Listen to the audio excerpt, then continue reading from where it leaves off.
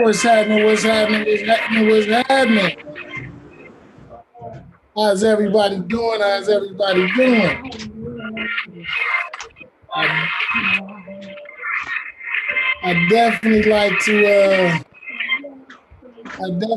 to welcome everybody to tonight's fatherhood chatter community conversation about fatherhood, man. About fatherhood. You know, it's always an interesting topic to talk about, especially when you don't have, that point of view out there. For those of y'all that are new to the show, I do this every Wednesday around 7:30. I'm looking for more fathers to share their experiences and just to help some other people out who maybe just don't know, need a little fine tuning, need to hear something they haven't heard before, and just a platform to speak out. You know what I'm saying? Because, like I said, a lot of times we ain't talking at all, or some people just ain't listening. What's up, Chris? How you feeling today, brother? I'm good. Can you hear me? Yes, sir. I can hear you loud and clear. Loud and clear. There we go. I'm good. I'm good. Absolutely, man. Again, if you are new to the show, Professional Dad 24/7, the platform for us to just talk about fatherhood, all in a nutshell. So we starting off with today, man. Chris, me and you are always on here. You know what I'm saying? Sir. Yes, sir. I wish more brothers would get on here freely and just say what they got to say, because a lot of people need to be heard. But yes, sir. Since we going through what we going through, man, I always start off with, how's your day going? What's on your mind? Well, my day's going pretty good. Let me tell you. So my middle boy, which is Asante, he is on a baseball team, and he practices Tuesdays and Thursdays, and he's about to have his first action come Saturday. Now, we've been doing a bunch of different drills for 3 weeks. It's been 3 weeks, about 3 weeks, just straight drills. So I talked to one of my homies. I'm like, man, we ain't had no little scrimmages, no stimulated game, no nothing in practice. Right. So I kind of gathered myself up, holler at the guy who's running it. And I'm like, hey, what do you think about, doing some simulated scenarios? He bought it. He totally bought into it. And I, all in all, that just was like, okay, cool. You are all right. Right. Because, sometimes when you're doing stuff and it's other people's stuff and, you throw something at it and the emotions or I know what I'm doing. I got it under control and all of that. I'm just throwing out something that's about to happen because we're about to play on Saturday. And if we don't get no type of action when the situations come, runner on first, runner on second, doing your baseball signs and all of that, that'll just come and it could overwhelm them. So that was good news for him to be receptive to the suggestions. Absolutely. Sound like a father getting involved, pretty much. Period. I told him, look, I can help out. Yes, I can help out. So let's go. Well, definitely applaud that, man. Applaud that. Me myself, man, I'm going through a lot of paper signing right? For a lot of different reasons, whether or not it's from business, health, wealth, whatever, right? And as I'm going through the process with some of this stuff, I'm sitting there saying, you know, how often do we get our kids involved on the seriousness of life, right? And what I mean by that is, you know, I'm going over life insurance with the son. We talked about that before, right? Then I started signing papers for other stuff. And I'm sitting there talking to the, I don't want to say other stuff. I'll just say other stuff.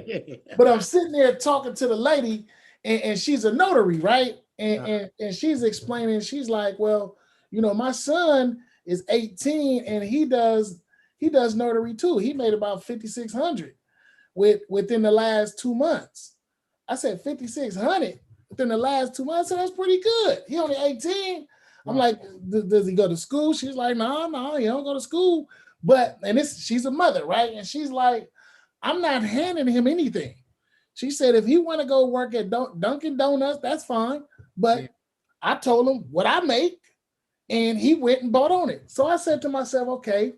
I said, well, damn, give me the information so I can tell my son. But then I thought about it. I said, well, I don't see it as a handout, me saying here's an opportunity, right? And here's where I'm going with this.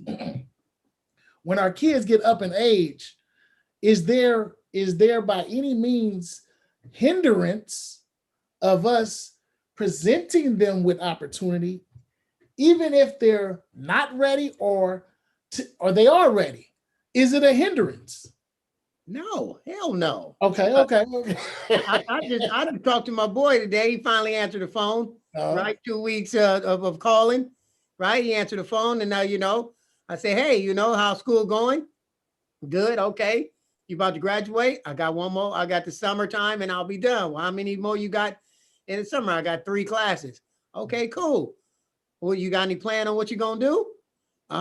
You know, not quite sure, but I am leaning toward maybe a parole officer, right?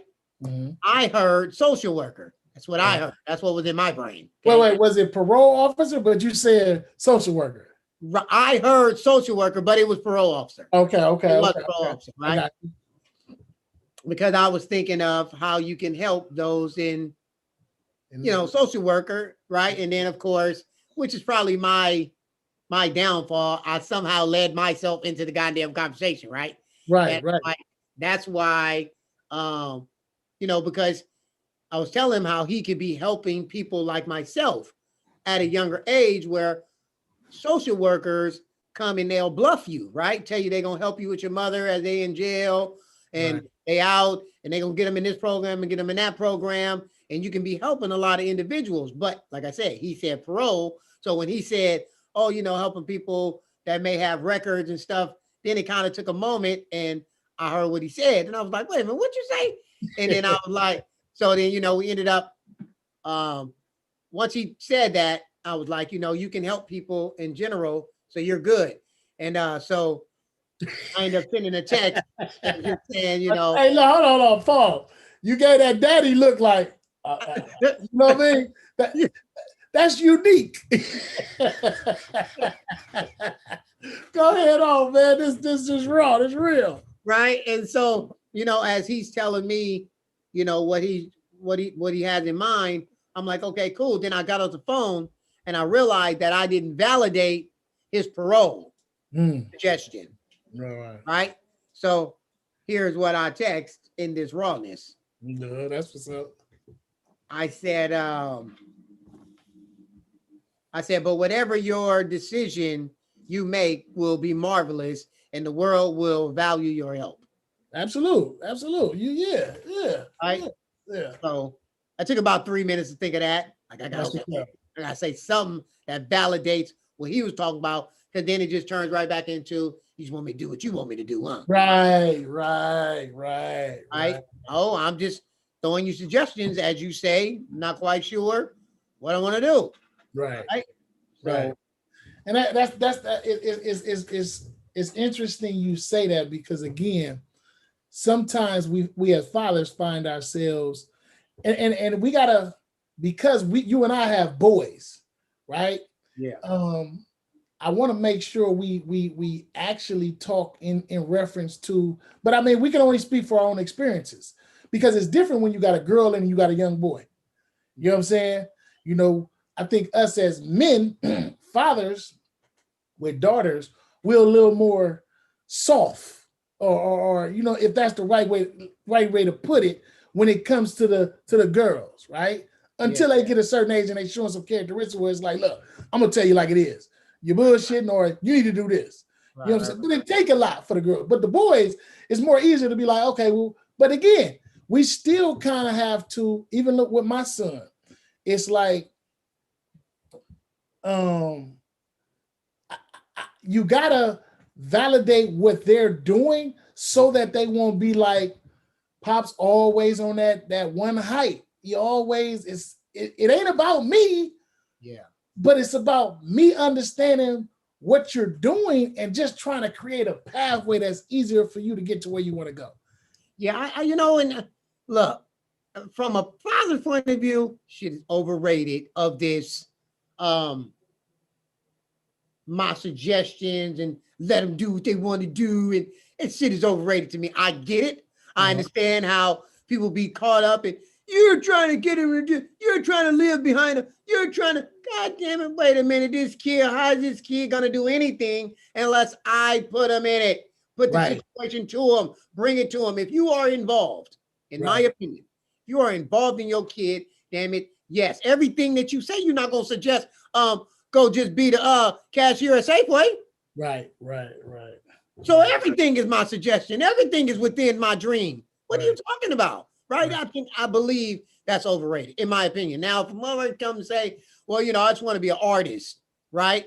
Okay, well, what sort of artist? A dancer, a singer, a painter, you know? Okay. So, all right. So what do you see? How do you see the future of that? Right? Give me some breakdown, right? Talk to me, because that's what you're going to have to do out in the world.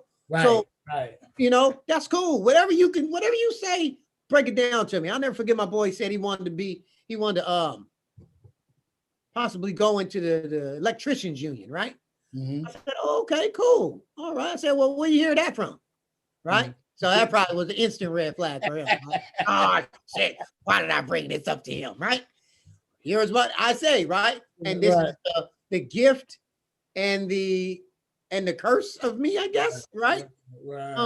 Because it's a breakdown. Okay, cool. Where'd you hear that from? Oh, my homie John is in it. Okay, cool. Well, what John doing? Well, he making like $40 an hour. Okay, cool. Do you think, or is one of your reasons, and I'll never forget it, is one of your reasons that you want to go to this electricians union is because you may be trying to avoid going to school because you're now done with high school? Right? And I said, if you are, don't be fooled, because when you get into that electricians union, they're going to make you go to school from somewhere from 2 to 5 years, learning everything that they want you to learn. Now, if you're cool with that, that's fine. If you're trying to go, but you're not trying to avoid school, then go ahead. But if you're trying to avoid school, you've been tricked. You know? And then I just gave an example of a guy that I know, real close friend, who is an electrician, went through the union, and he had to go to school somewhere between 2 and 5 years of real life school, just like you would do in college. Just like you would do in college. It's just now, it's specifically, you've already chosen your major, so to speak. So let me ask, so what do you do with a kid, or how do you respond to a kid that don't know what they want to do? Me? Yeah, I'm asking you. Because we can point them in the right direction, but if they don't want to do it, it's almost like, you know. It's brain picking. Right. See, Spunk, I don't know how I became completely all that who I am, but back in the day, you know, when little Chris used to be, when he was in elementary, and when he turned 11 years old, we moved out here to Oakland, and I can remember literally, because remember, I had like the children's album when he was 7, right? So that's probably when it all kind of got real from the parenting point of view, because you're now in 2nd, 3rd grade, I'm up in there. Yeah. And now it's real.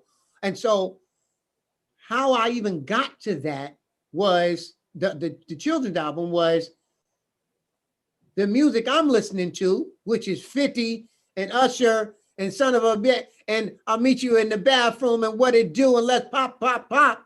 Mm-hmm. Okay, damn, that they don't got shit to do with him. Right. So I used to turn the music off when he got in the car. I pounded all the way till I got to pick him up. Confessions. And then as soon as I got to him, I turned it off. Mm-hmm. And when he got in that car, the music was off.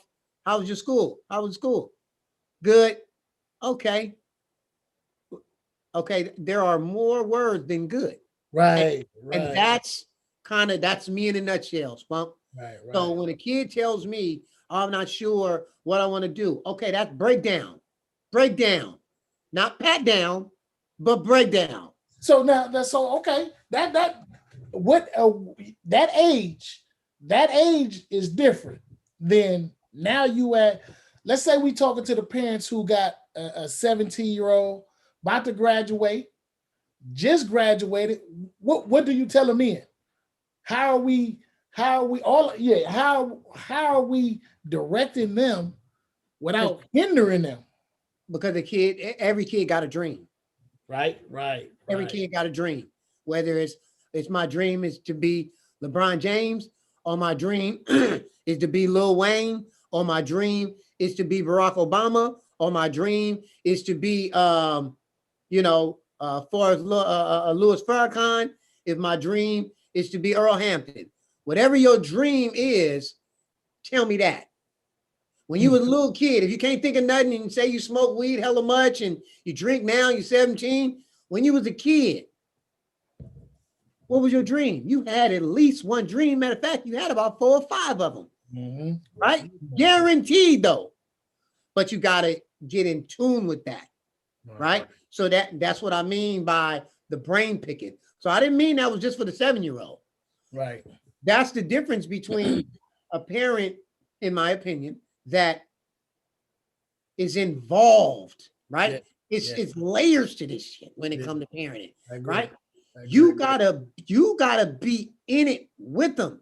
I remember making Chris, I made him write a list of 100 careers or 50, one of them are just not because I want you to be them. I want you to get in tune with there are careers. Yes. And there's a lot out there, right? Yes. Just read the title. You don't know what to say? Google it and put it in that little speaker on the side. Hit it what it say. Yeah, see what pop up. Right. See what it say, right? And so it's opening the mind, and it's us. It's us. Spunk. It's us as parents. What type of time and energy do you give? The caring of the person. You're gonna have what you have as a parent. Right. But the fact of the matter is, how much of it are you gonna give to your kid? If you ever seen me coach, which you probably haven't, coach football, track, soccer, boys and girls soccer. I ain't never played soccer in a day of my life, but Spunk, I coach it just like I coach football, just like I coach track, and I parent the same damn way. That's right. Right? So the passion is there. So, some people are like, oh man, you need to kind of like calm down. Hey, that's not in my DNA really, right? Because what I'm saying, the words that are coming, just like right now, everything I'm saying, like I really believe it. Right. I believe it. So for someone who got a 17-year-old, 16-year-old, and they ain't feeling nothing, and they just twist their head all day, you know what I'm saying? With the fro, and right? They have those moments, man, where they're down. They have them down moments. They really do. Yeah. You may not be able to get it on a Monday though. Feel me? You may not be able to get it out of them on a Saturday. But just like I told you, I just called my son for 2 weeks. He finally answered. Yeah, but you got to keep trying. Right, I did it every day. That's the key. That's the key. That's the key, man. Because I noticed my son, man. If him being in school, at SAC, and it's being at home, it's different.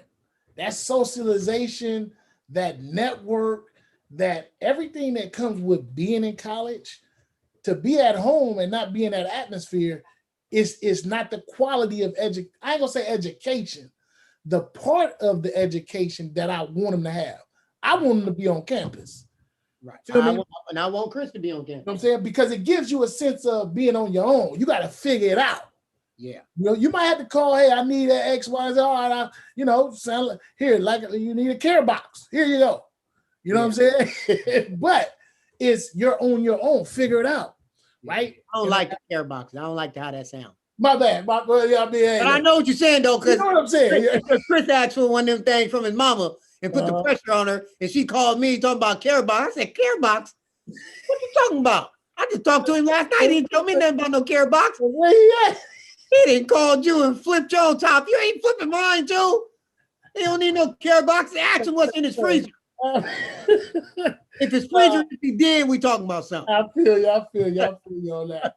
Oh yeah. You know, care box is similar to incarceration. You know what I'm talking about? Incarceration, you know what I'm saying? About no care box. I don't even like how that sound. Hey, I correct that, my bad. But but that's real though. You know, that just for them to have that experience is, again, because it depends on how you look at college, right? Yeah. I look at it as the biggest thing that you can get out of there is the network.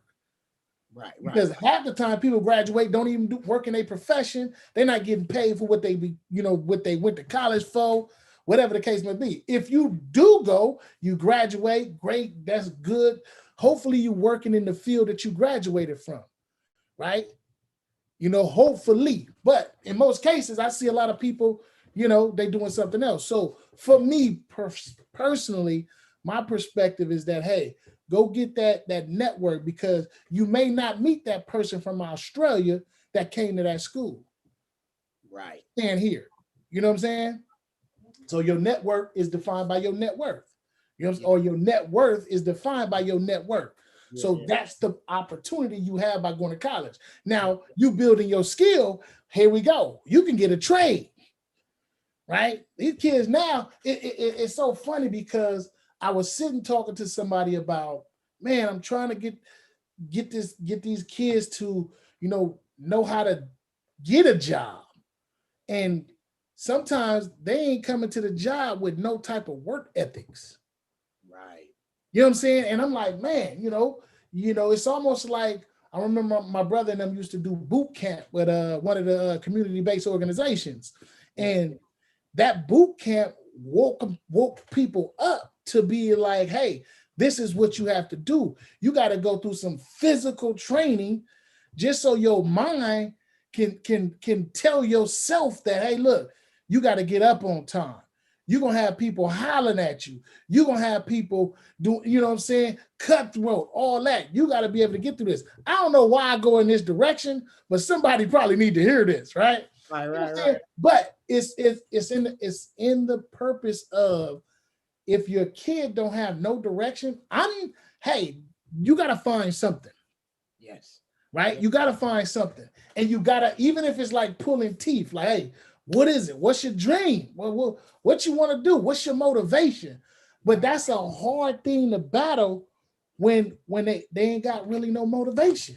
Yeah. And that, again, that goes back into the time of taking the time to find what that motivation is. See what I'm saying? Yeah. Like taking the real time, and that's hard. That's hard for a lot of people, man. Straight up. Yeah. I got somebody that want to call in. Hey, if you want to call in, if you want to call in, dial 844-227-1089, and I will put you on. I didn't put that on the. Let me see. I got somebody dial in. If you want to dial in, dial in. Let me give them the number. But go ahead, brother. Keep speaking. But yeah, I think that, because what happens is a lot of youngsters have false dreams. I was one of them, right? False dreams. I'm going to Florida State. I remember the nephew used to say, I'm going to Ohio State. Now we adults, and we know that our dreams was fake and fugazi and, right, a myth. So we're like, oh, you going to Ohio State? Okay, that's cool. Where's Ohio State at? Ohio. Oh, really? Oh, okay. What's the tuition? Huh? What's the population? Right, right. You know, how many miles is it from, Akron? You know, like real questions, right? And so the realization was, you're not going to Ohio State, bro. Right? Get your thoughts right. Figure it out. If you can, I tell my son, if you can deal with me and all that I have, brother, it's no way on earth you can't handle the world. Right. But the world is me, but it don't like you. Right. I at least love you, brother. I want the best for you. So all this grinding, all these questions, all this work, all this time, all this never shutting the hell up, it's all for you to prevail out in society. That's what it's for. That's nothing else. So.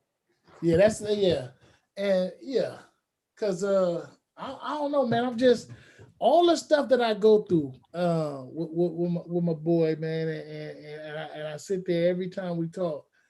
I try to have a conversation to where we talking about growth, right? And because I feel like I keep moving. I keep trying to grow myself because you can't stop growing, right? Right. You got to lead by example. If you're gonna show, you got to lead by example. Right. Right. On the way of my example, it's like, okay, let me have a sit down and reinforce why I'm doing what I'm doing for self, because self-preservation is everything. Right. And trying to instill that, hey, I'm not gonna stop doing what I'm doing, but I'm going to pause to give you insight on what I'm doing, why I'm doing it, how you can benefit from my experience, from some of the opportunities. But if you ain't prepared, that's not my fault. And I don't mean to say it like it ain't my fault that I didn't prepare you, because I did prepare. At some point, we gotta let them figure it out. Right. You know what I'm saying? So it's like, again, I'm speaking in terms of the ages between after high school and beyond. Yeah. Feel me? I'm not gonna be in front of that interview you about to be into. Right. I'm not going to that. So hopefully what I prepared you for, you ready. Because I'm still making transitions to do other things and get out of some things. Right. You know what I'm saying? So it's like where you want to be. So I don't know, man. I'm just speaking in terms of where I'm at today and all the stuff that I'm, all this stuff I've had to do, papers to sign. I'm sitting there like, what's this? What's that? What's this? What's that? If you don't know, you could be signing your damn life away. Right. Now let me ask you a question. Go ahead. When you're talking to your son, and he's 19, correct? 19. And you're telling him whatever you're telling him as a father. Is there anything that you could say, he buys that, he gets that? Or does it lean toward everything you say is kind of like, I don't like that. I don't believe that. I don't think that's true. Or, like, is there a middle ground, or is it, you understand what I'm asking? So it's in having the debate with you, in having the conversations with him, it depends on the moment, because we can have a conversation that interests him and we be talking. Okay. And then the question be, well, why, as the parent, you're like, well, shit, why you don't do that? Feel me? So some of the stuff I don't see until later, or until he's talking to somebody else, where I'm like, damn, well, his ass was listening.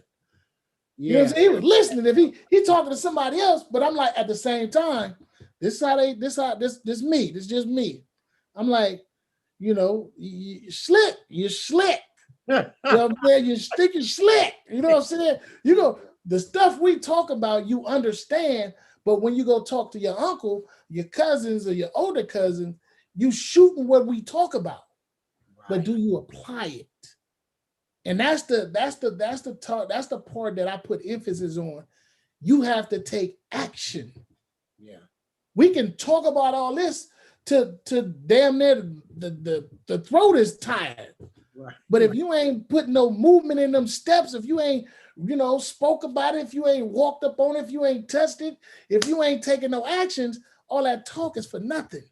Right. So yes, I see it from what I'm hearing, how he get down. Yeah.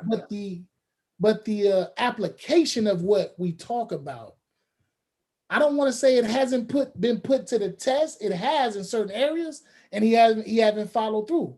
Right? Yeah. Cat always told me the fortune is in the follow up. Right? If you follow through, there's something behind that. Right. So I try to tell him, look, you can stand at the free throw line all day, but if you don't shoot, you ain't got no way of the ball going in the hoop. Right. Shoot the ball. Just, you know what I'm saying? I put it like that because, again, it requires for you to shoot, you got to take some action. Let me ask you this. Has your son showed any like how am I trying to say this? Like toughness, like little gangster moment? Well, then I mean that. I'm not trying to be funny. Hey, no, that's cool because my son had a moment and I was just like, where all this coming from? Like, you're a dick. Now you're on his way to get the college degree, but I'm thinking to myself, when this develop in you? Well, yeah. So I ain't seen that side. Okay. I mean, you know what? I ain't seen that side, but it's funny that you say that because, it ain't the same how I grew up and where I grew up at. Yeah. Right? So one day I'm listening to him, and again, and I'm a real dad, y'all. So this is where I stand with this. When you got your kid in those private schools and they really not into your neighborhood, like grew up how you grew up. Yeah. Right. They don't have that. So he ain't got that, what I got in me on, hey, look, you got to go out there and just, you got to be a bully or you got to be first. Right. You know what I'm saying? But his group that he's around, that they've around, it ain't, I ain't saying he's square, but he got cats from the hood, but he ain't hood. Yeah. And so here's how I'll present this. One day I'm just chilling. I'm like, damn, somebody here there yelling. You doing all the screaming in my house. Right. But that yelling was like, dude, hey, dude. And I'm sitting there like, God damn it, what the hell? Who we got?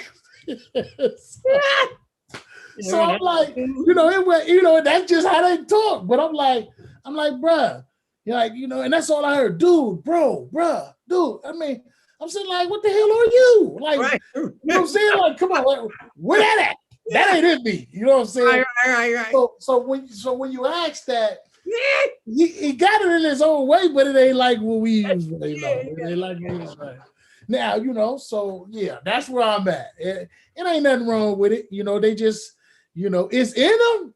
Yeah. It's just gonna take, again, that's the part of being on their own. It will naturally come out. Yeah. But when they still fostered and under the house, under the roof, where they still hiding that's, and I always tell them, bro, don't never hide your true self. Be you. If somebody ain't gonna like you, they ain't gonna like you because you. But if they gonna know you, they gonna know you as you, and they respect you. You are who you say you are. You are who you are. Right. So that's where I'm at with that. You know what I'm saying? So it ain't like we was growing up. You know what I mean? Yeah, they ain't like that at all. Yeah, and my boy, I think once he hit Lincoln and he started hitting the brothers for real, then that's when it got real. Mm-hmm. Yeah. From like Lincoln on, right? Then that's where, that's where I don't even know all the rappers and shit now. Roddy Ricch and all of them became real into their life, like Snoop and Easy became real into our life. Right. That's where the niggas and the bitches really start coming from. Right. Outside of hearing your family cuss and stuff like that, Yeah. But, and it's a trip because I was listening to some rap. Was it Yachty? Yeah. I don't know who the dude is, but he got red hair and stuff. Ain't nothing wrong with, it is what it is. But I'm like, and I'm listening to the music. I'm saying, bruh, I say, if this is what you feeding yourself, this ain't, I mean, it is, it ain't, I don't understand it. Yeah. You feel me? I don't understand it. But crazy enough, I was just watching a video of the brother who, you know, he talks to women about who they are and what type of man you trying to be, find out, and who you trying to, you know, who you trying to, how you rate yourself, right? And I was just watching the video, right? And the dude was spitting some game, some brother spitting some game, like, hey, and my son was, I was about to say my brother, my son was like, oh, you listen to him? And I'm looking at him like, what you know about him? Right. No, I listen to him all the time. I think that's such and such. Then he looked, he said, no, that ain't him. I said, well, pull up the video of the dude and it was him. Talk about. So I'm sitting there looking at, I'm like, well, you listening to this, but we ain't having conversations about stuff like this. Where are you putting this in practice at? Like, where is this at? If I can understand you sucking up this game on how women are, you know what I'm saying? You know what you can do to get what you want, or to kick off what you don't want. I can understand that, but when we having these conversations about stuff like that, sometimes you shut me down. Right. You know what I'm saying? So I'm like, well, I want you to know how to, you know what I'm saying? Why? Yeah. Of course, I don't want you to.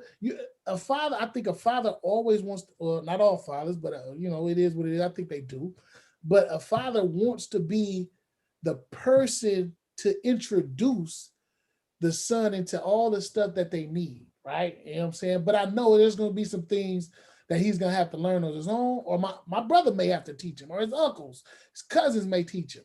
Right. It is what it is. I just want to be a part of it. Right. But when we have a conversation, sometimes I don't get that conversation. I'm like, bruh, you know, what's up? You can't talk to it, brother. Right. You know what I'm saying? We can't talk. You know, so it's one of those where it's like, man, it ain't a struggle, but it is a struggle. Yeah. You know what I mean? You know what I mean? So sometimes it can make you feel some type of way, but you got to keep trying. It's like, hey, look, at least he know I'm here and comfortable enough to talk about anything. At some point, it'll come to fruition where he like, hey, look, man, look at here. This is what it is. It's at that point I got to be able to say, okay, let me listen.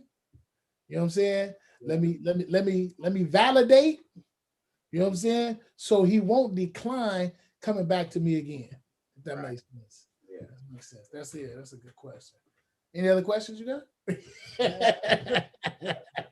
Hey, but this role as fatherhood, man, I think I don't understand why folks don't want to be a father that are fathers. I don't understand that, because it's a fun job. It's a fun job. It's real. It's fun, right? And it's something that every day that you learn, teach, you grow, and it ain't no rule books to it. You know what I'm saying? And, you know, I was listening to you and King that was on that one time. Yeah. And no matter what mistakes we make in life, we can always use those as teachable moments to still grow something productive. Right. So I took away from that, like, hey, you know, you just got to stay in the ball game. Yeah. You got to stay in the ball game, man. So yeah, you're like the 12th man on the bench, you know, and all of a sudden you get to play out of nowhere. Right. Are you ready? But you have no idea when you're going to play. You ain't played in 64 games. Right. So, you know what I'm saying? But do you still practice? Do you still prepare? You know, so when it comes to this parent, I think it's a fear. I think it's a fear factor, man. You know, I really do. I think it's hard. It's hard as hell, man. You know, I mean, I live it and I do it daily, you know, like all day, every day. And I get extremely frustrated.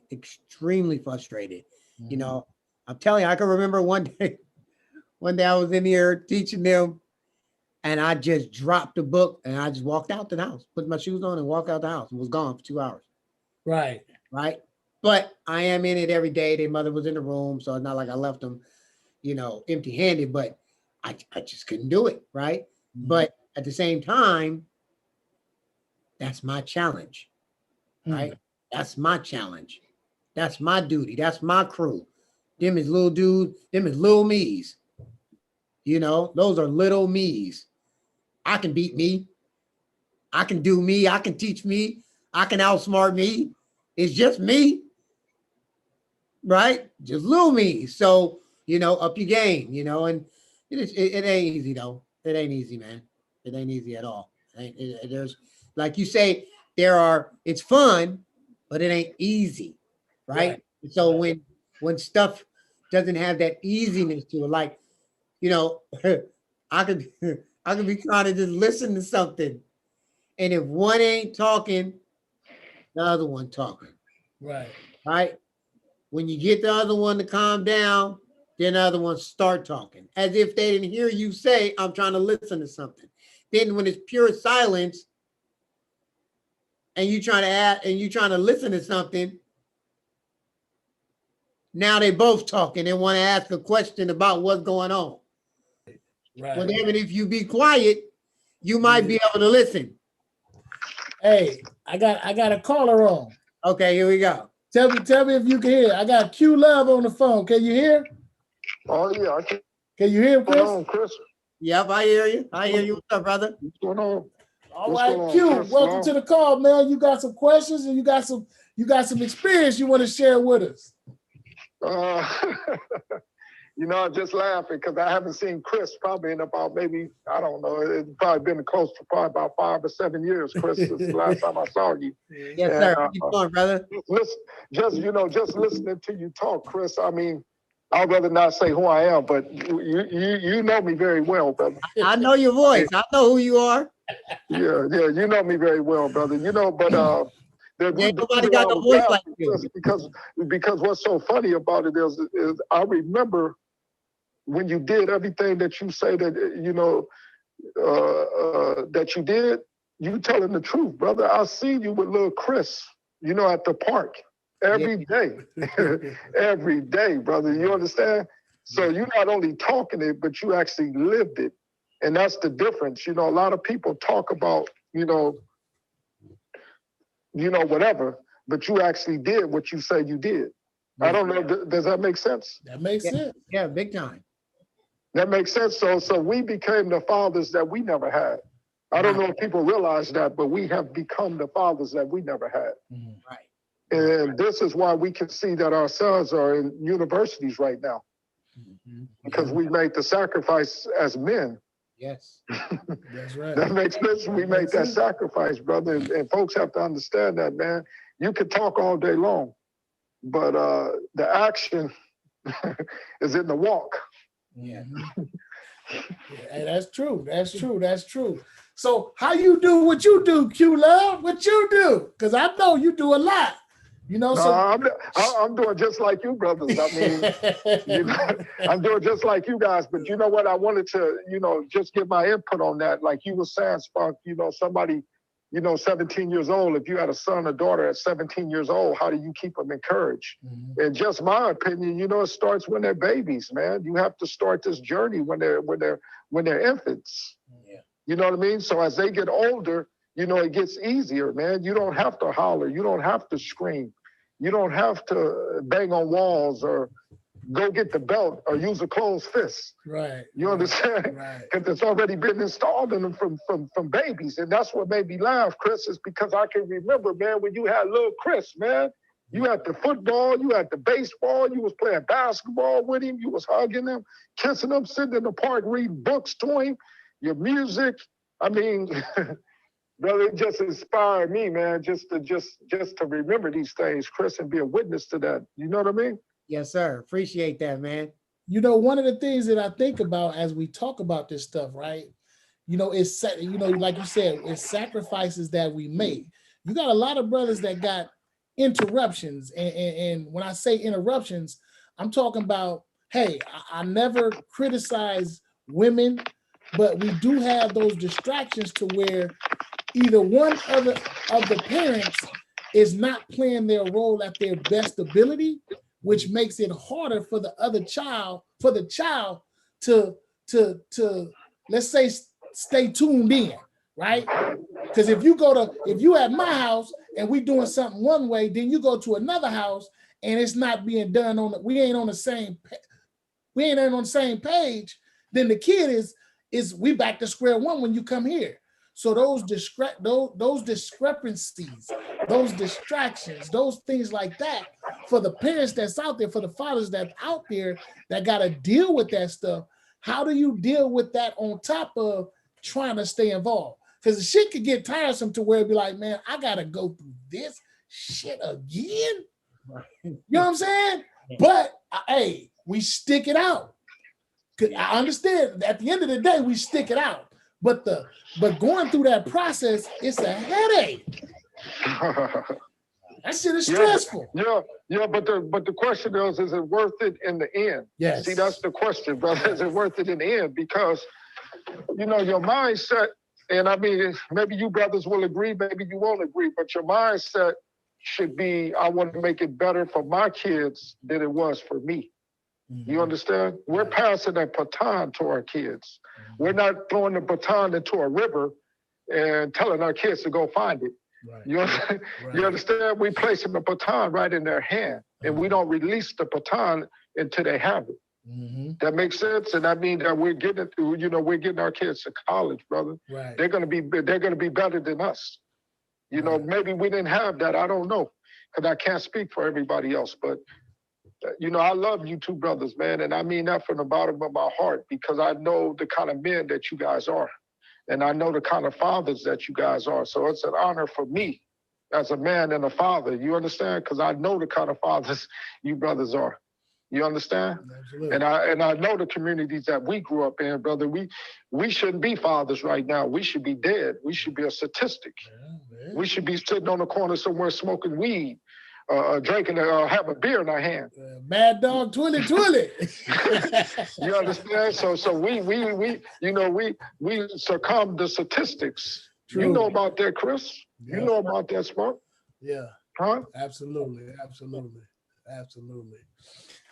Did you have, hey Q, did you have any questions you wanted to ask Chris or myself? I don't know, man. I think what I would ask you, brothers, because I pretty much know the answer for myself, and I give you guys the answer for me, but I mean, I just put it out there like, because, as a father, it doesn't come with instructions. That makes sense? Right. And I can remember being 12 years old, and I used to hit my head on the wall, man, because I wanted my father to be so involved with me, but he wasn't. He didn't know how to be a father. And I used to be angry, man, and I still deal with the pain today, and I'm in my 40s, we're all in the same age group, man, and I still deal with that pain to this day.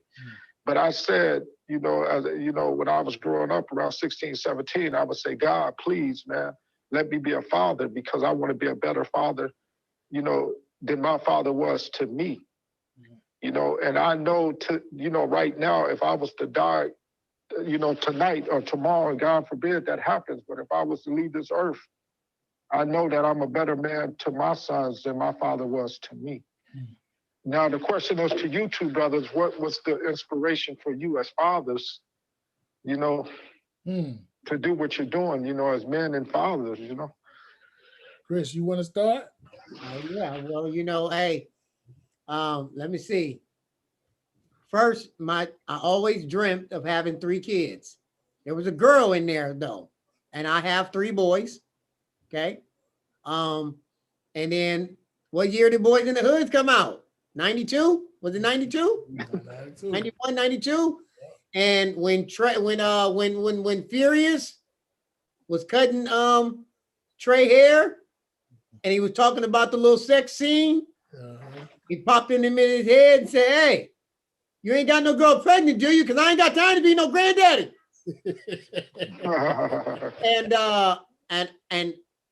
that locked in my head. And it was almost like God said, "Hey, bro, that's gonna be you." Because I got 3 boys and I cut their hair And the first one, he kind of slid out because, you know, he had the mama and we wasn't together. Right. And so he was able to get into that barbershop. I don't know about these two. They might not never get to the barbershop. Y'all live with me every day, boss. Sorry. Love you. So I got to up my game so they don't be tripping. But here's what happened. First child. I'll never forget it. My son's mother said, hey, Chris, and this is how you know when you're young, and for your children, okay, for your children. This is when you're young, you know, when you're young and you're dumb. So y'all take this story and you relay the story to everybody, every kid, okay? The little mama said, hey, Chris, you know, if you have a baby with me, or let's have a baby or something along them lines, I'll have the baby and you don't have to help. Right? So that means she was like in a need and wanted a baby, right?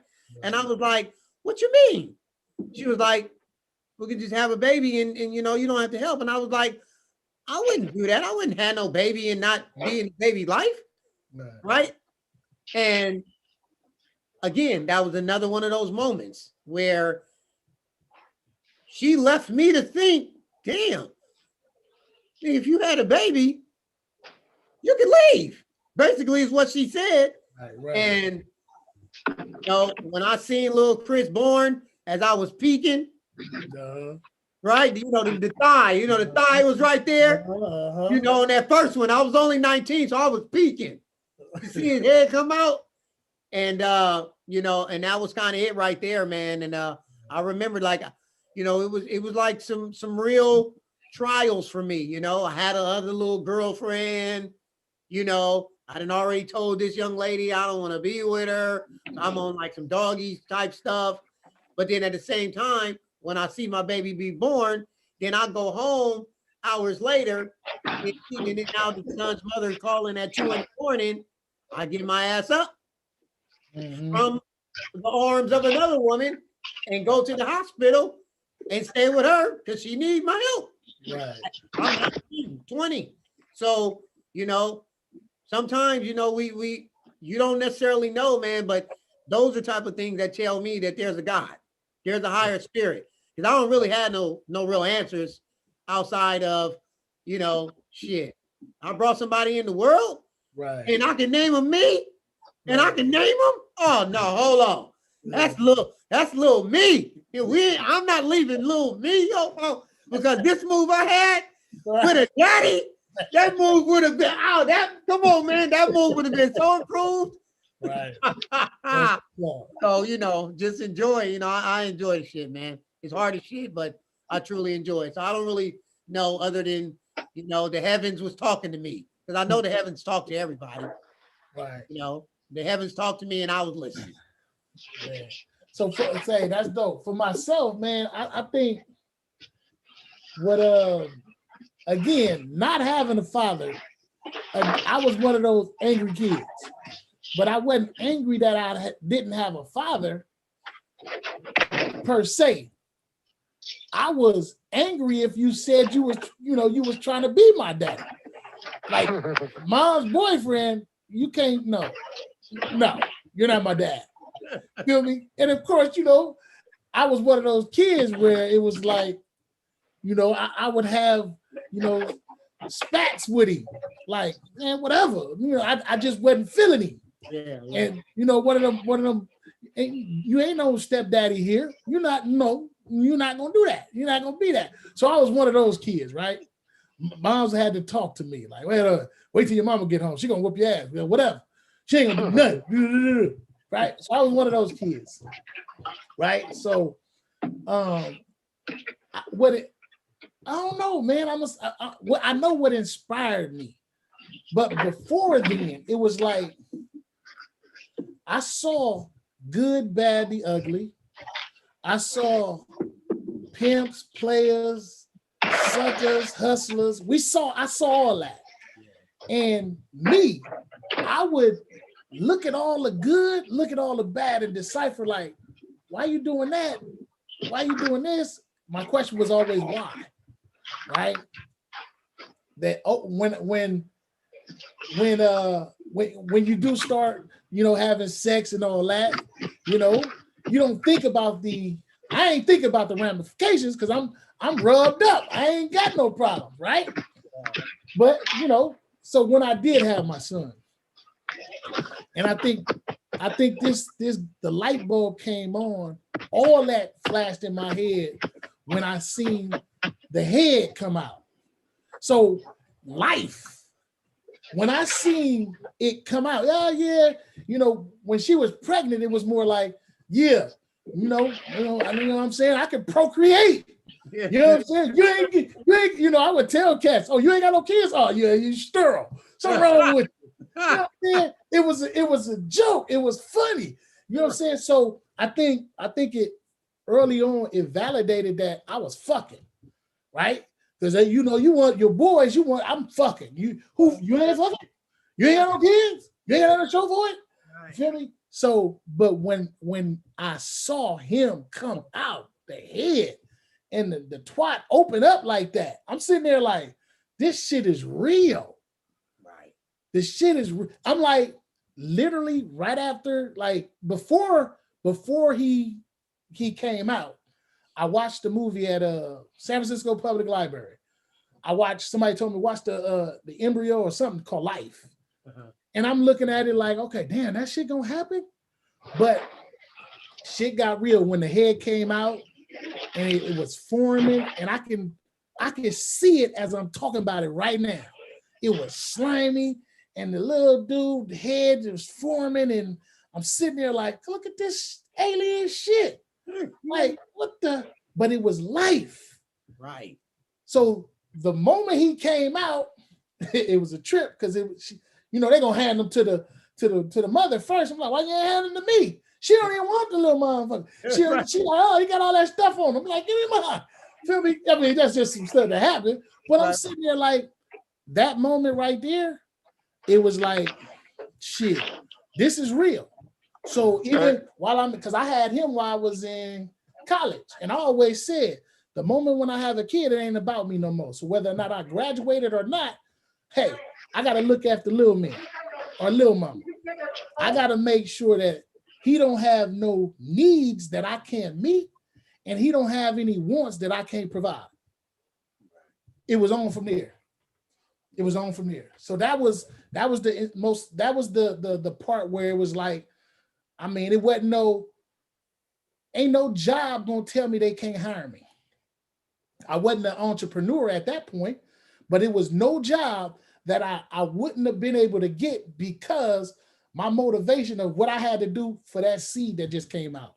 So I think in seeing the life being created or coming out, I think that's when the shit got real. It was like, I can't leave him for all this stuff that I know can raise him and not raise him the way I want him to be raised.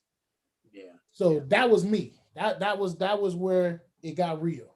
Yeah. And if we go back a little bit, because I didn't address the anger part, because I fall upon that that category of my father, and I can remember as you're speaking where I seen my father only about a good handful of times, right?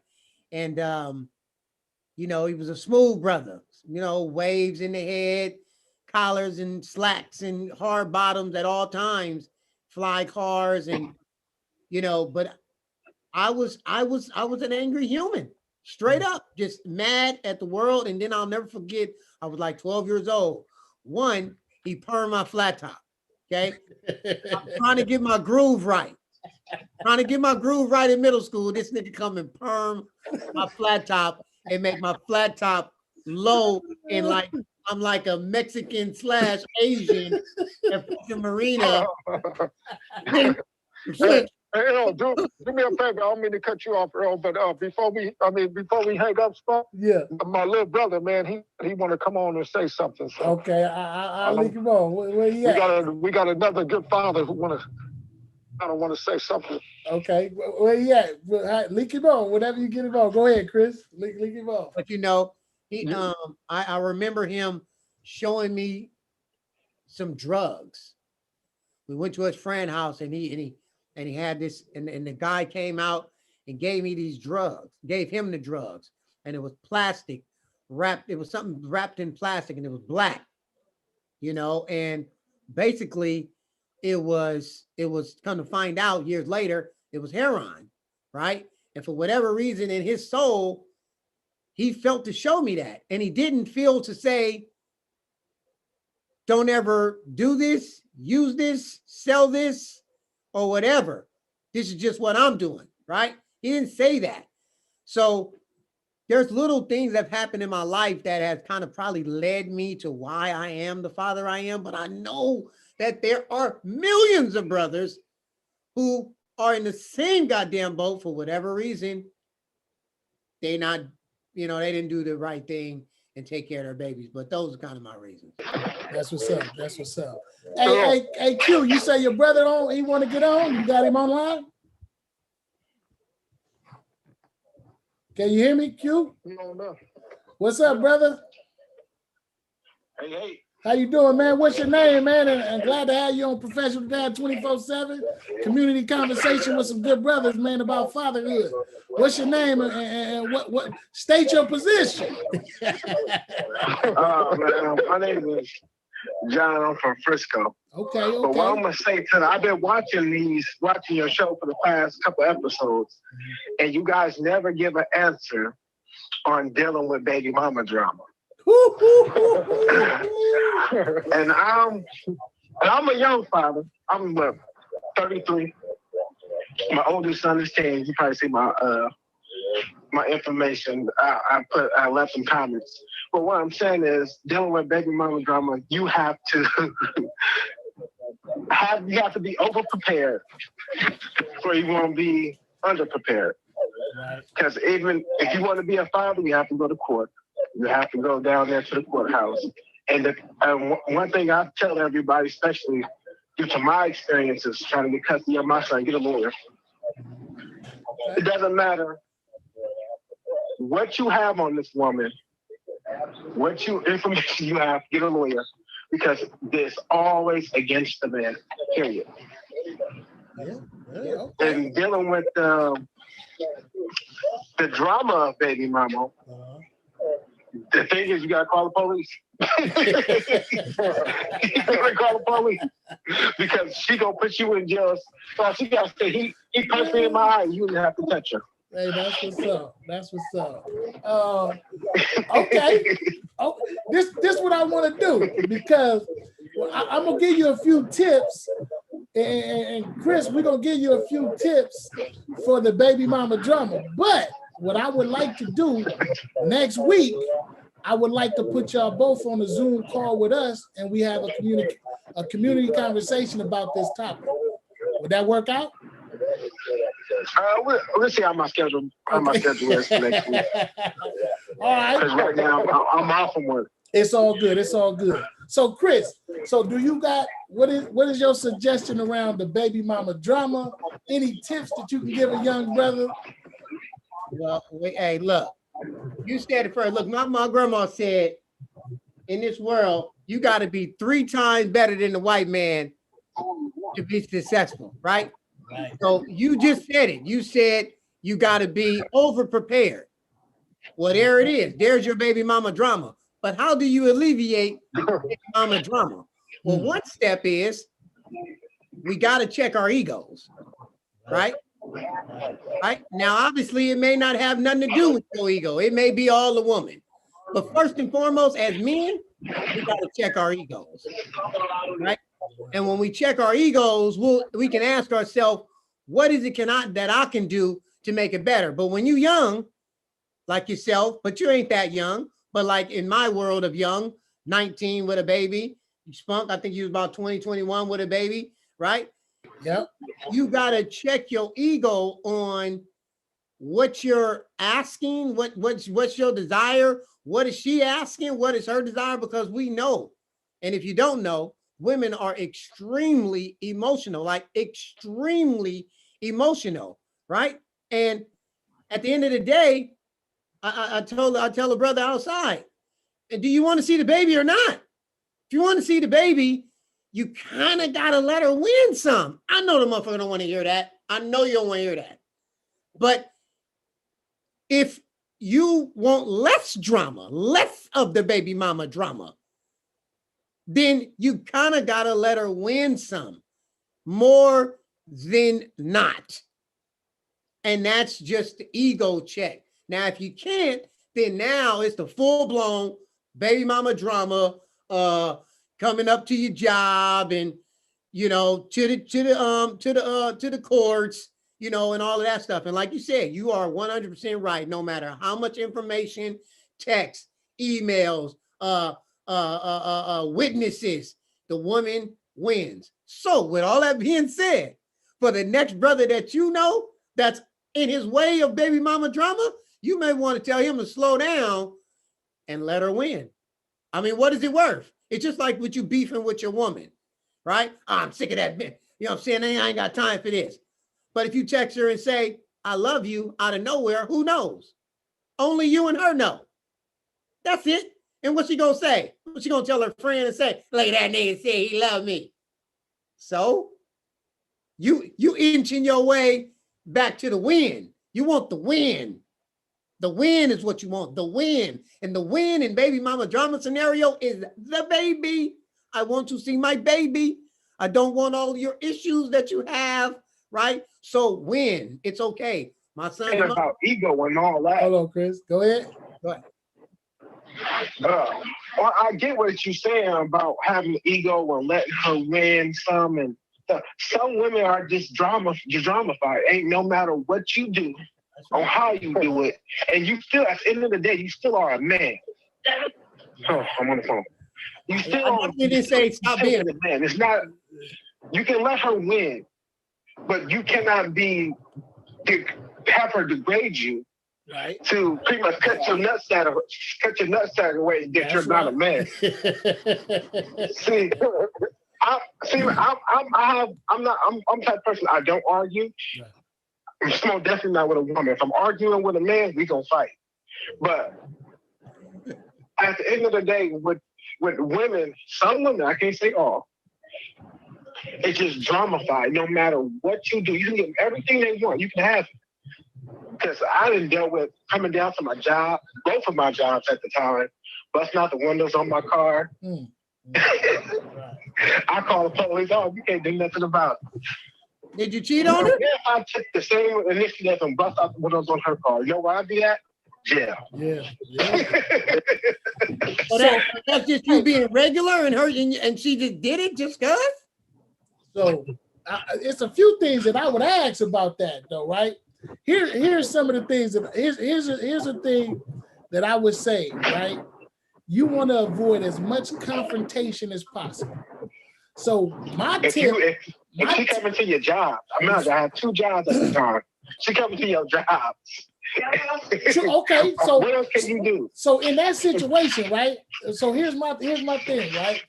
You know, when it get to a certain point, you don't want them to know everything. Right now, she may know where you work because that's y'all was together. She know where you work. But now, again, we got to play that part to where we have to have witnesses of whatever happens to be able to show we weren't the aggressors. So you can never be the aggressor. What I'm saying. Huh? Hear me out. Because she don't do always right. Well, no. Hear me out for a second. Because they're going to do what they're going to do, right? They're going to do what they're going to do. If you got, again, this may help. If you got pictures, if you got people that you can say that support, corroborate your story, can witness, if you have to take it to the courts on that manner, cameras, you got to fill out that police report, all that. You got to do that. Now, hey, it's some real, it could be some real raggedy ones out there to do stuff like that. We know they exist, right? Well, what I'm saying is checking our ego. Right. But what I'm saying is I did every step that could be done. Right. And I think his line hung up. Yeah. He go call back. One of the things I want to give him a tip though, because when you got those type of women, right, you can't, there's no way possible you can be near them so that it appears that you are the aggressor. I've been stole on, like, pow. Yeah. I step back, and all I hear is cars honking around the corner, cars honking up. Van Ness, I'm on Van Ness. Stole on me. I'm like, what? Why in front of my boy? All you hear is cars saying, "Don't hit her. You better not hit her." These people don't even know the situation. They just obviously seen her still on me. So now is, if you're gonna react like that, right? If you have my job, I'm calling the police. Right? But there's also one of those situations, like you say, you got to check yourself, right?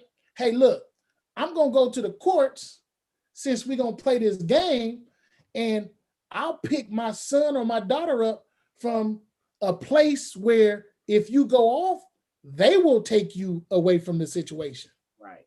So you have to me, you have to put yourself in a situation where you have people that can validate what's going on, that you're not the aggressor. So when they do, even though the courts don't play in our favor, if you got enough reporting, if you got enough people to back you up, that can help at some point in court. Right. Feel me? When it comes to the custody or whatever. And like you're saying, if you can get down to that court first, well, that may play a part, right? That's maybe, right? I got a tail on that, but go ahead. Right. And then, like I say, if you look, in my opinion, back to the man, who we are, right? Our egos, checking that. And what do I mean by that in this form? Meaning, like, if I pick a woman who then, when something happens and goes wrong, and she's now in kind of psychotic role, to say the least, that I picked her though. You see what I'm saying? I picked her.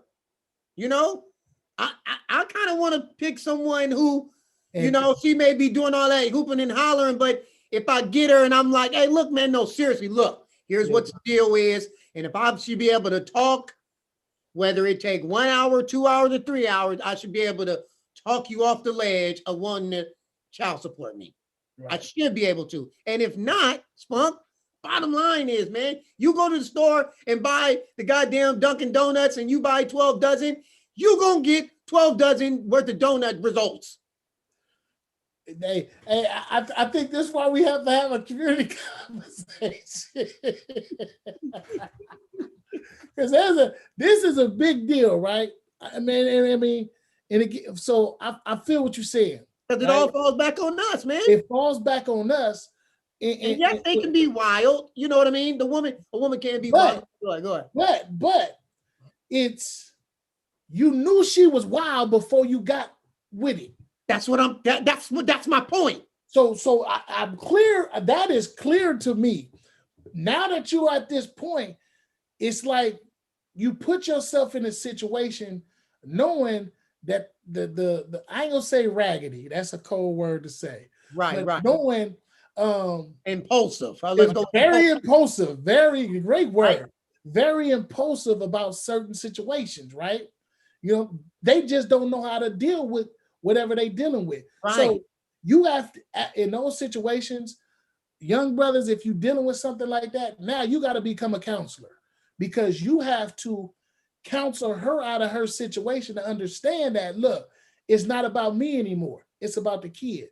Because if it's that bad, it's because one person is not done. Women are not the only ones that's, breaking the cars. You got some men that are upset that the woman don't want them no more. And you got cats that, go shoot up everybody. Right. You know what I'm saying? Go do some things. So you gotta bring some common ground to, if this is over, it's over. But if you're gonna dab and dibble, then you playing with a woman's emotions to keep her thinking that something is going on, why she will end up doing even more stuff because you playing with her emotions. Right. You can't do that. If you done, you got to be completely done. That means don't go tag it, don't play with it, don't do nothing with it. Right. When you pick it's all about the kid. No flirting. None of that. None of that. Yeah. None of that. My tip to the brother was gonna be is one thing that I learned when you get into the court situation, right? And I initiated the courts, but it was the courts against me, and I initiated whatever the case may be. But it's now that the court's involved, follow what they say. We're gonna meet here in a place where if you act a fool, they're gonna take you away, not me. If you saying I'm putting my hands on you, they gonna see that right then and there. So we're gonna meet it. Have you ever been to Vegas? Oh, yes. You ever lost $1,000? Yes. You ever lost $2,000? I done lost a lot of money, yes. Okay. So when you got that money and you roll that dice, or you playing them cards, and you lose that shit, you got to live with the results. Ain't that right? Got to live with the result, yes. You can't say, hey, he cheating. Yeah. You can't say, hey, wait a minute, man. That ain't how it's supposed to happen. I'm supposed to get half of that back. Right. I didn't mean to do that. I was going to stop. Y'all did this because y'all had these drinks flowing. Ain't no take backs. Ain't no take backs. Right. If, like I said, I was 19. I told her I didn't want to be with you. Yes, I'll be here to help.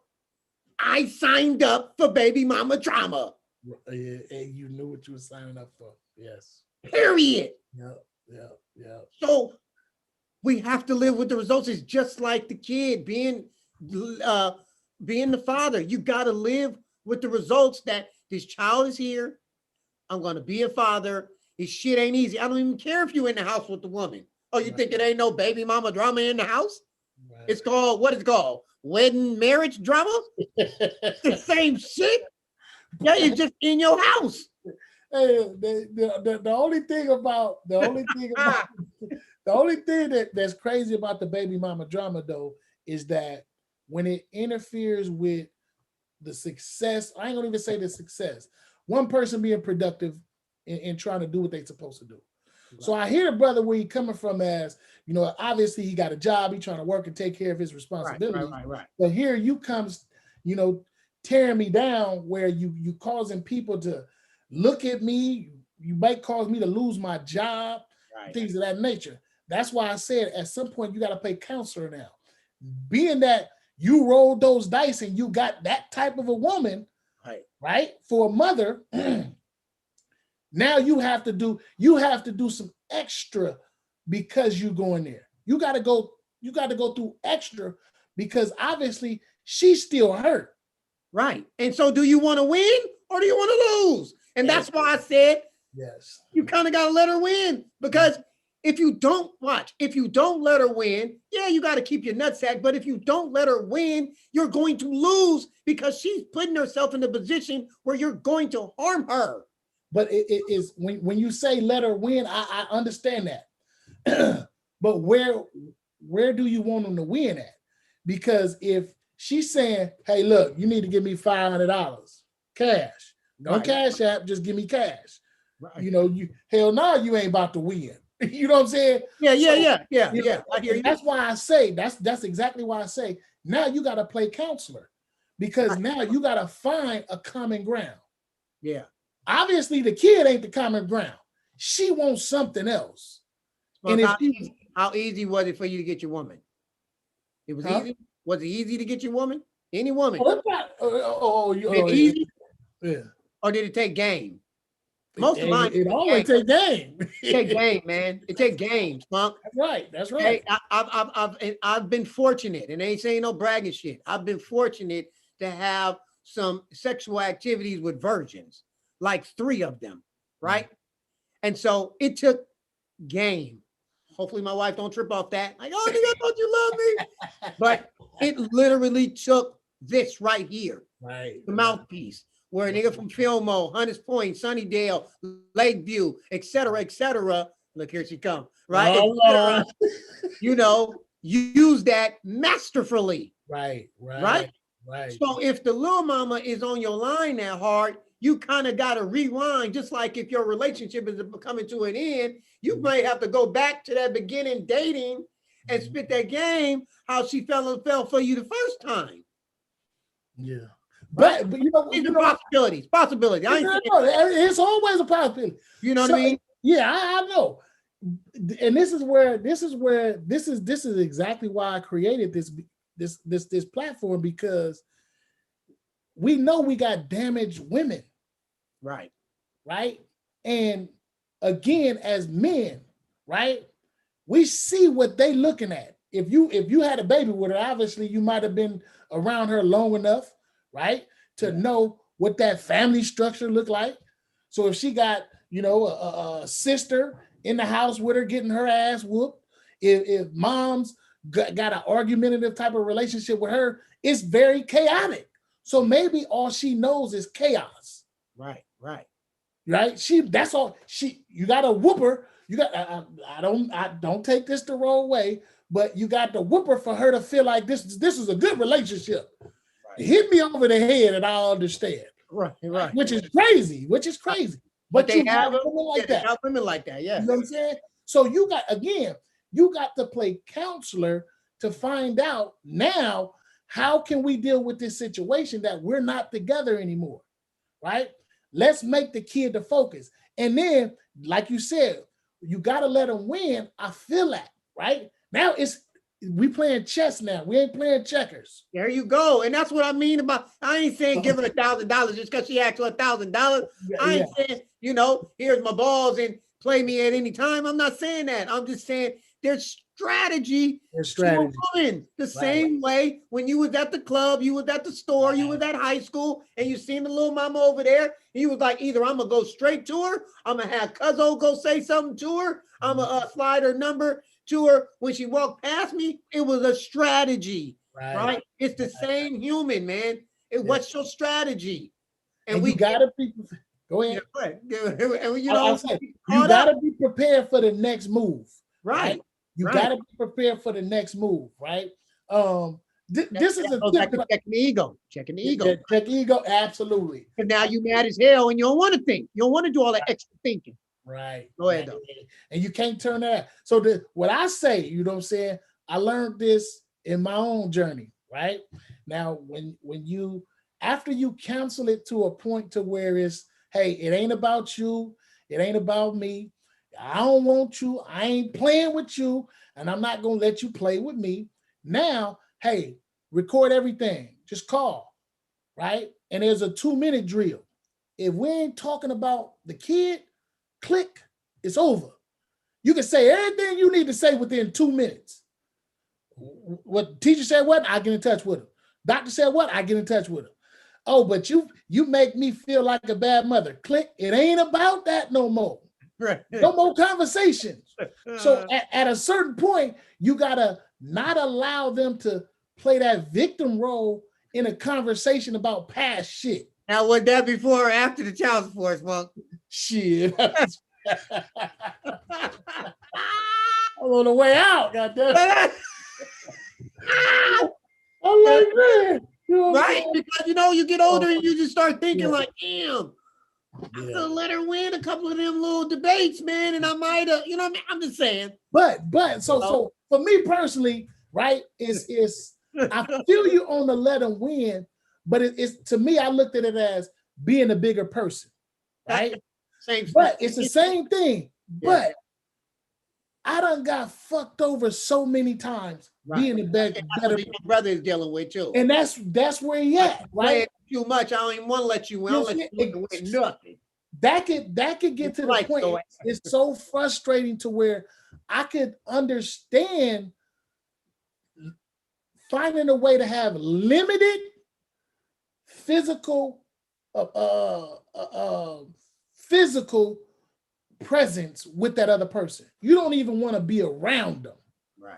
Right? All I'm going to be around you for is to pick mine up and leave, because I don't want to give you the opportunity to do something to me that may cause me to, hey, deflect, move, push, grab, touch, anything on you that you can play the victim role on. I don't want that, right? And if we're going to interface with each other, I want it to be around some people. Hold on, my bad. Earl, this you, brother? Okay, I'm gonna put you back on speaker. Man. We got the caller back, and we giving you a few tips, right? Here we go. We giving you. No, I was listening to y'all. Okay. So And go ahead. No, I get everything what y'all saying, whereas compromises, ego, and all this kind of stuff. What I'm telling you guys is, I've been there and I've done that. Yeah. That was about 7 years ago, 8 years ago. Oh, yeah, about 7 years ago now. Okay. Because I've been watching, and I'm like, dang, mom, though. I'm like, nah, your best bet is to get a lawyer. You say get a recording and all that. Well, I'm gonna give you a prime example, and this is how cold the game is. The police have found guns in this woman's house, drugs, everything, right? I went and got a letter from the district attorney saying they found all this stuff. And you what the court and everything was saying? 50-50 custody. It's a cold game. I have no record at all. But what I'm saying is, if I tell anybody now, if you're dealing with a woman, especially dealing with custody with your kids and stuff like that, go get a lawyer. Oh, I can't afford a lawyer. Sell that car, but sell some of that jewelry, go get your lawyer. You don't want your kids unless you go get a lawyer. Because it took me about almost 2 years to get majority custody of my son. And the crazy part now, I've been taking care of him for the past 4 years and still paying child support, 100%. And still paying child support. Well, well, I can tell you about that. I got a lot to say about that. but what I will say though, you're on the right path, right? And I'm one that did it without a lawyer, right? But what it takes is consistency of going to the courts. Hey, the court said I can come back every 6 months. I was there every 6 months. You know what I'm saying? Yeah. So, and it took me 8 years to get 50% custody, right? So one of the things is we got to continue to fight, right? Because again, ain't nothing in my favor. Ain't nothing in our favor, right? No matter what you do, but eventually at the end of the day, you just want your child to know what pops do, how pops operate, because that to me is going to set precedents later on in life. They ain't going to resent you. Whatever the other person is doing, that's going to be in their mind. I will also say, use this time to make sure some type of therapy is involved, because you never know. I'm in that already. Okay. That's good. Because a lot of people don't think about how that can help them out. You know what I'm saying? The kid. It ain't about us. It's about the kid. You know what I mean? No, because at the end of the day, I was a mama's boy coming up. I didn't have a father. Okay. My mama still is, and she's my everything. I was a mama's boy.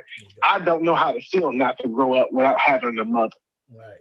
But he has a mother figure due to my wife, but that's still not his biological mother. Absolutely. Hey, when we about to come to a close, brother. I appreciate you. Like I said, next week I want to do a special episode with you where we can talk about a few more things on this note here. Is that good? Oh no, it's good. Absolutely, man. Again, man. I can work something out. Absolutely. I got 3 baby kids that want my time. Hey, look, hey, that's all right. Them daddy's kids, so they're gonna be all right. They ain't baby's kids. All right, good brother. We appreciate you. All right, I'm nice. Bro, for sure. All right, brother. So yeah. So hey, man, look, we gonna have this discussion again. I know we this was a good one, and I appreciate the people calling in. This is the type of stuff we want to hear, we want to put out there, because you got a lot of brothers that's going through some things, and hey, any help that I can give, Chris, anything Chris could give, man, we're here to do it, man, because we are living proof that even if you didn't grow up with a dad, you still could be successful, you still could be a productive and positive father, even if you got these hiccups, these disturbances, you know what I'm saying? at the end of the day, you know, self-preservation is most important, because if you're not there to take care of yours or yourself, you can't take care of nobody else. Right. So never put yourself in a situation to where it's going to have you go sit down in time-wise, and then somebody else is raising your kid. Chris, you got any words you want to put out there, brother? Hey, I always just look at that professional dads, man. And, you know, we've spit a lot of thoughts, a lot of words, a lot of encouragement. And, you know, that brother, he totally inspired the evening, right? Because he's looking for real life answers, right? On how do you really solve it? You know, and when I look at professional dads, man, you know, the only way I've really sustained who I am straight up is I have taken responsibility. I didn't have nothing near what you had, brother. I had it one time where they came to the house with the cousin. Okay. She came with the cousin one time, acting like, where's my son? Not no, maybe 3 times. One time where they act like they were gonna bust the window on my car. They didn't, but you said they did on yours, so you don't want to hear shit I got to say. I got you, my bad. 2, where they came to the house, you know, with the cousin, acting like they're gonna do something. They didn't. And then 3, where I kind of had to watch out, get off me. I'm taking my son. Don't try to tell me about my son. Right. And then the 4th time where they didn't want to tell me where my son was when my son's mother went to the hospital. So they kind of kept him hostage from me for like 2 days. Right. Okay. When I think of professional dad, I think of how could I have done it differently from the beginning? I impregnated that woman. Being 43 years old, you impregnate someone, your job, your duty. That's just what it is. That's my opinion. Yeah. That's my opinion. Don't be going to stick your little John in the little thing if you ain't ready to really play house. We've been bluffing. We've been faking for years, right? Just because it feels good. And you heard so many stories about it. But the fact of the matter is that it creates humans. Right. Okay. Creates humans, period. And we have to be responsible for the things that we do. We do as men. That's what's helped me to grow, to even be seen on this screen. In the words of Q, I'm supposed to have been dead a long time ago. But part of the reason of me being here is because I've been able to take on responsibilities that maybe one doesn't want to fucking attempt to even try. I've apologized to my baby mama for not waking up to her on a daily. I've apologized to my son for not waking up to him on a daily, because at some point in life, they were supposed to experience that. At least that's what I think. So thank you, sir. And thank those who called in, because you fired this show up tonight for Shizzle. Hey, for real, man. Like, look, I couldn't say it no better, man.